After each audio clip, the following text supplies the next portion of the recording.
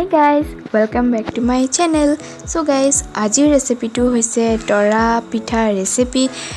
এই ৰেচিপিটো বহুতে ইজি হয়, আপোনালোকে ট্ৰাই কৰিলে বনাব পাৰিব। সো ভিডিওটো ষ্টাৰ্ট কৰাৰ আগতে ভিডিওটো লাইক, শেয়াৰ, কমেন্ট আৰু চেনেলটো যদি এতিয়ালৈকে সাবস্ক্ৰাইব কৰা নাই সাবস্ক্ৰাইব কৰিবলৈ নাপাহৰিব। সো বলক ভিডিওটো ষ্টাৰ্ট কৰো।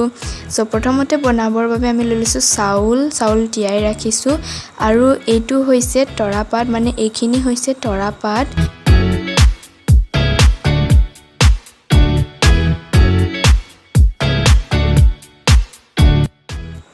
এতিয়া আমি চাউলখিনি মিক্সিত খুন্দি লম।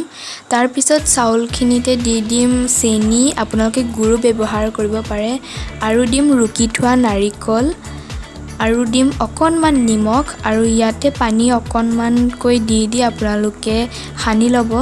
আৰু এই তৰাপাত খিলাত আপোনালোকে এনে ধৰণে দেখুৱাৰ দৰে কৰি যাব।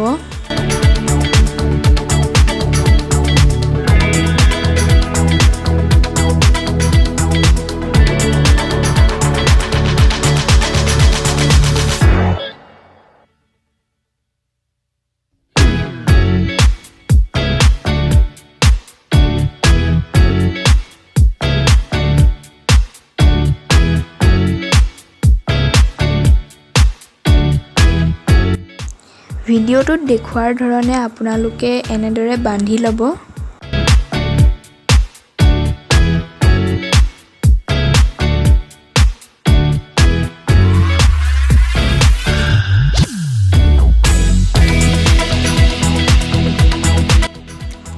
তৰাপাতত এনেধৰণে বান্ধি আমাৰ হৈ গৈছে।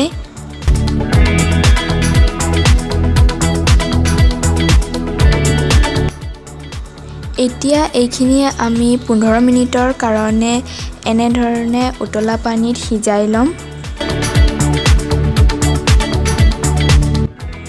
এয়া আমাৰ পিঠা ৰেডি হৈ গৈছে। আপোনালোকে পাতৰ ৰংটো দেখিলেই গম পাব যে এতিয়া এইটো অকণমান ডাৰ্ক হৈ গৈছে, কালাৰটো চেঞ্জ হৈ গৈছে পাতৰ।